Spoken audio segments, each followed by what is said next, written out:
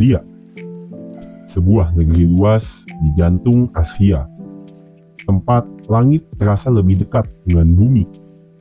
Negara ini tidak dikenal karena kota-kota padat atau gedung pencakar langit, melainkan karena ruang kosongnya yang begitu luas, padang rumput tanpa batas, alam yang tidak berbatasan dengan laut, dan cara hidup yang hampir tidak berubah selama ribuan tahun. Disinilah alam dan manusia hidup berdampingan dengan ritme yang keras namun seimbang. Mongolia adalah rumah bagi salah satu masyarakat paling nomaden di dunia. Orang-orang yang berpindah mengikuti musim, menggiring ternak, melintasi stepa, gurun, dan pegunungan, sambil mempertahankan tradisi yang diwariskan dari generasi ke generasi. Dari gurun gobi yang kering dan sunyi, hingga padang rumput hijau tempat kuda-kuda berlari bebas. Dari pegunungan bersalju di barat, hingga dataran luas yang seolah tak berujung. Mongolia adalah negeri kontras alam yang ekstrim, namun justru membentuk karakter bangsanya. Di Mongolia, jarak antar pemukiman bisa mencapai puluhan kilometer, dan keheningan seringkali lebih dominan daripada suara manusia. Ruang yang luas ini membentuk cara pandang hidup yang berbeda, di mana waktu berjalan lebih lambat, hubungan dengan alam terasa lebih dekat, dan kebebasan manusia bukan diukur dari kepemilikan. Disinilah makna hidup sederhana menemukan tempatnya. Dalam perjalanan ini, kita akan menyusuri kondisi geografis Mongolia dan fenomena alamnya, mengenal ibu kotanya, menelusuri peninggalan sejarah besar kekaisaran, menjelajahi detail kecil yang menjadi daya tarik negara ini, serta memahami mengapa gaya hidup nomaden masih bertahan hingga detik ini. Mari kita mulai perjalanan ini menuju Mongolia. Tapi sebelum itu, kita cuma mau ngasih tahu kalau kita juga ngebahas negara yang nasibnya serupa dengan Mongolia, yaitu Bolivia. Kalian bisa klik link di deskripsi atau klik di pojok kanan atas.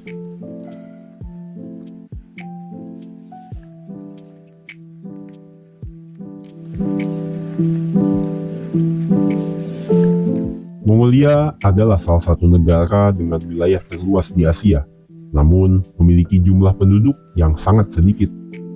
Luasnya hampir setara dengan Eropa Barat, tetapi hanya dihuni oleh beberapa juta jiwa.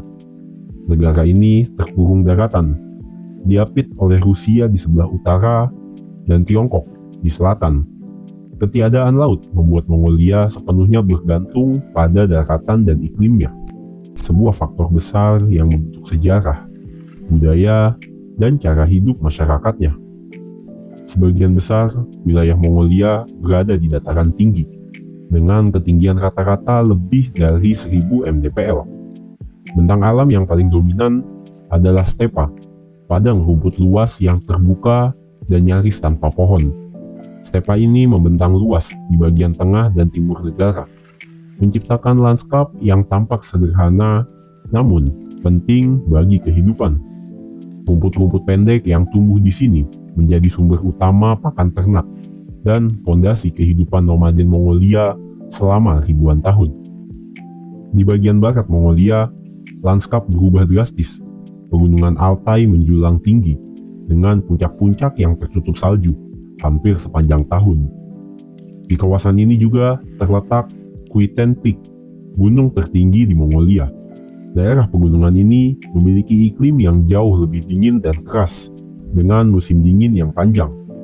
Sungai-sungai yang mengalir dari pegunungan Altai menjadi sumber air penting bagi wilayah sekitarnya. Sementara lembah-lembahnya menjadi habitat satwa liar seperti ibex, serigala, dan elang emas. Wilayah utara Mongolia dikenal dengan danau-danau besar dan hutan taiga yang langsung berbatasan dengan Siberia. Danau Hofsgol menjadi ikon utama kawasan ini. Danau air tawar yang sangat jernih ini menyimpan sekitar 2% cadangan air tawar dunia. Airnya begitu dingin dan bersih, sehingga dianggap suci oleh masyarakat setempat. Kawasan di sekitarnya lebih hijau dibanding wilayah Mongolia lainnya, dengan hutan pinus dan cemara, yang menciptakan suasana yang berbeda dengan stepa terbuka. Sementara itu, bagian selatan Mongolia didominasi oleh Gurun Gobi, salah satu wilayah paling ekstrim di negara ini. Berbeda dari bayangan gurun pasir manapun, Gobi sebagian besar terdiri dari dataran berbatu, kerikil, dan tanah kering. Gurun ini memiliki rentang suhu yang sangat tajam, panas terik di musim panas, dan suhu beku di musim dingin. Curah hujannya sangat rendah, membuat kehidupan di kawasan ini menjadi tantangan besar bagi manusia maupun hewan. Tebing-tebing merah seperti Flaming Cliffs menjadi saksi bisu kehidupan purba yang pernah menghuni wilayah ini jutaan tahun lalu. Fenomena alam khas Mongolia lainnya adalah Zud, musim dingin ekstrim yang terjadi ketika suhu turun sangat rendah dan salju atau es menutupi padang rumput. Dalam kondisi ini, ternak kesulitan mencari makan, dan banyak yang tidak bertahan hidup. Zud bukan hanya peristiwa alam, tetapi juga ujian besar bagi masyarakat nomaden. Fenomena ini menunjukkan betapa rapuhnya keseimbangan antara manusia dan alam, sekaligus menegaskan ketangguhan masyarakat Mongolia dalam menghadapi kondisi paling keras sekalipun. Alam Mongolia bukanlah alam yang ramah, tetapi alam yang jujur. Ia menuntut ketahanan, adaptasi, dan rasa hormat. Dari stepa yang luas, pegunungan yang dingin, danau yang sunyi, hingga gurun yang keras, semua membentuk Mongolia sebagai negeri di mana alam benar-benar menjadi penentu utama kehidupan. Tapi, bagaimana dengan ibu kotanya?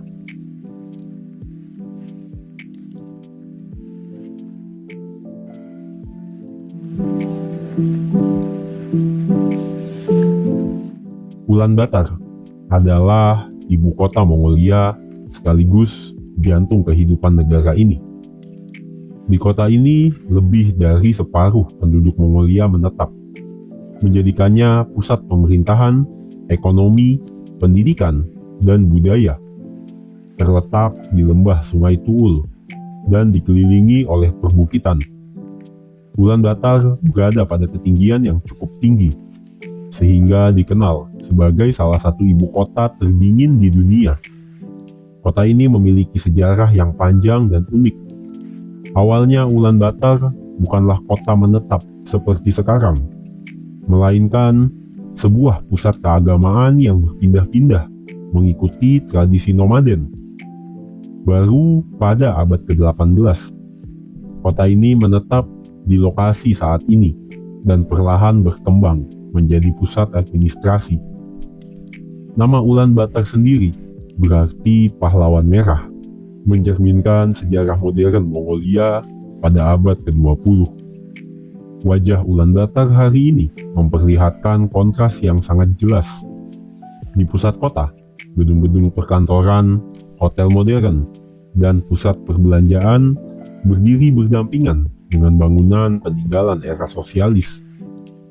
Sementara itu, di pinggiran kota, hamparan kawasan berdistrik mendominasi. Disinilah ribuan keluarga tinggal di rumah tradisional berbentuk bundar, lengkap dengan tungku pemanas di tengahnya. Banyak dari mereka adalah mantan masyarakat nomaden yang memilih menetap di kota untuk mencari peluang ekonomi, pendidikan, dan layanan kesehatan. Sebagai pusat budaya dan spiritual, Ulaanbaatar memiliki sejumlah ikon penting. Sebut saja lapangan Sukhbatar, menjadi ruang publik utama dan simbol negara, tempat upacara kenegaraan dan perayaan nasional berlangsung. Tak jauh dari sana, berdiri biara Gandan, biara Buddha terbesar dan terpenting di Mongolia. Biara ini menjadi simbol kebangkitan kembali agama Buddha setelah sempat ditekan selama pemerintahan komunis. Ulaanbaatar juga menjadi pusat pelestarian sejarah dan identitas nasional Mongolia. Museum-museum di kota ini menyimpan artefak dari era Kekaisaran Mongol, termasuk peninggalan yang berkaitan dengan Genghis Khan. Singkatnya, Ulaanbaatar bukan sekedar ibu kota administratif. Kota ini adalah potret Mongolia hari ini, tempat masa lalu dan masa depan bertemu. Disinilah kehidupan nomaden perlahan bertransformasi di tengah langkah-langkah menuju dunia modern, tanpa sepenuhnya melepaskan akar budaya yang telah membentuk bangsa ini selama berabad-abad.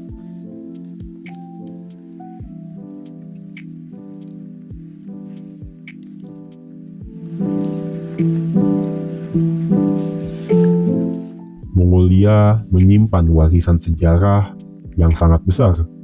Meskipun banyak peninggalannya tidak selalu berupa bangunan megah seperti di peradaban yang menetap. Sejarah Mongolia lebih banyak terukir di bentang alam terbuka, jalur-jalur pengembalaan, dan pusat kekuasaan yang dahulu berpindah mengikuti kehidupan nomaden.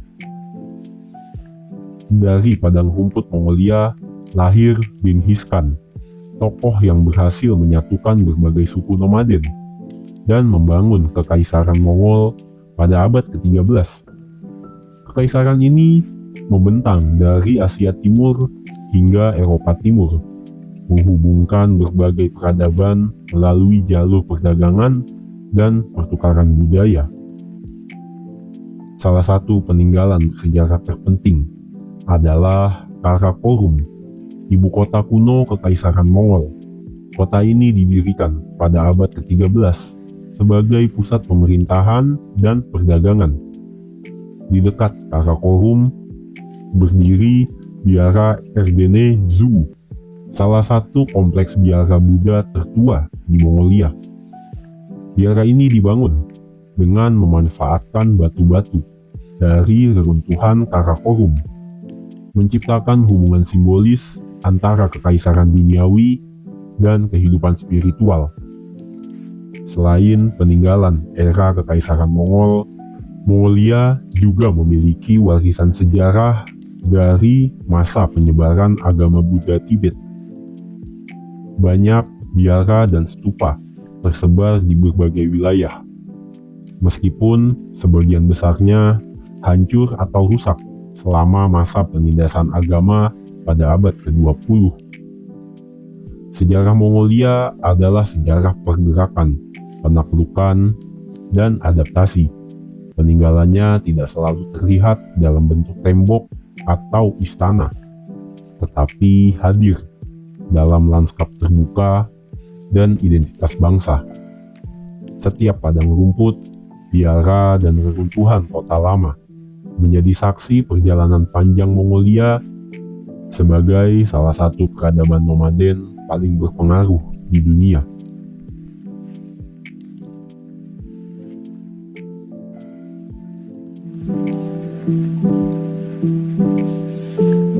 Di luar Ulaanbaatar, Mongolia menyimpan banyak ikon nasional yang mencerminkan kekayaan alam dan identitas bangsanya.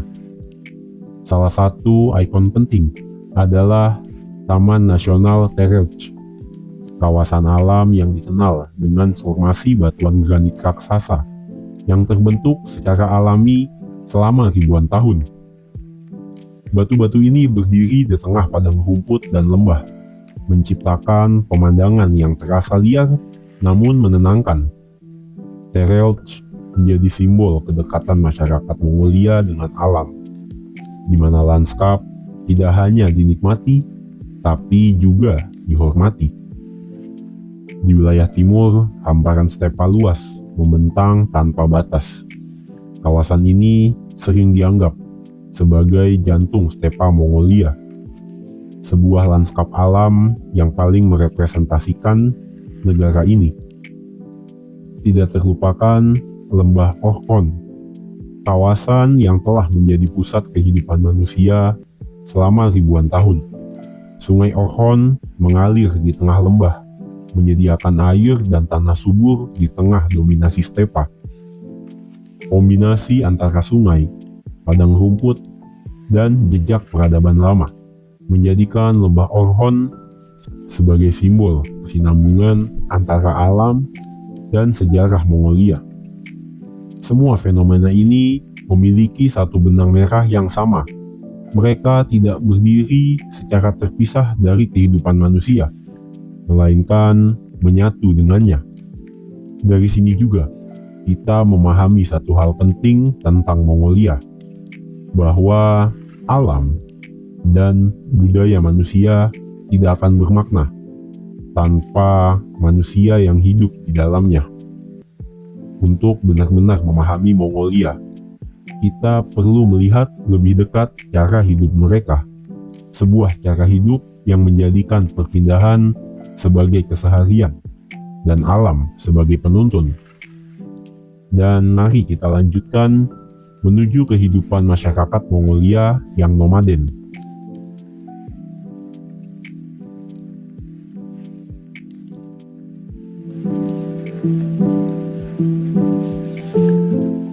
Mongolia dikenal sebagai rumah bagi salah satu masyarakat paling nomaden dan terbesar yang masih bertahan hingga hari ini. Berbeda dengan banyak budaya lain yang beralih sepenuhnya ke kehidupan menetap, sebagian besar masyarakat Mongolia masih mempertahankan gaya hidup nomadennya. Bagi mereka, nomaden bukanlah pilihan sementara, melainkan hasil adaptasi panjang terhadap kondisi alam yang luas, keras, dan seringkali tidak dapat diprediksi. Alasan utama masyarakat Mongolia hidup nomaden adalah kondisi geografis dan iklim yang ekstrim. Padang rumput Mongolia hanya dapat dimanfaatkan secara optimal jika ternak terus dipindahkan, agar rumput tidak habis dan tanah tidak rusak. Musim panas yang singkat dan musim dingin yang panjang memaksa masyarakat untuk menyesuaikan lokasi tinggal sesuai dengan ketersediaan pakan dan perlindungan alam. Kehidupan mereka berpusat pada ternak seperti kuda, domba, kambing, sapi, unta, dan yak. Dan hewan-hewan ini bukan sekedar sumber makanan, tapi juga penopang seluruh kehidupan. Tempat tinggal masyarakat nomaden ini disebut dengan ger, sebuah rumah tradisional berbentuk bundar yang telah digunakan selama ribuan tahun. Ger dirancang dengan sangat cerdas.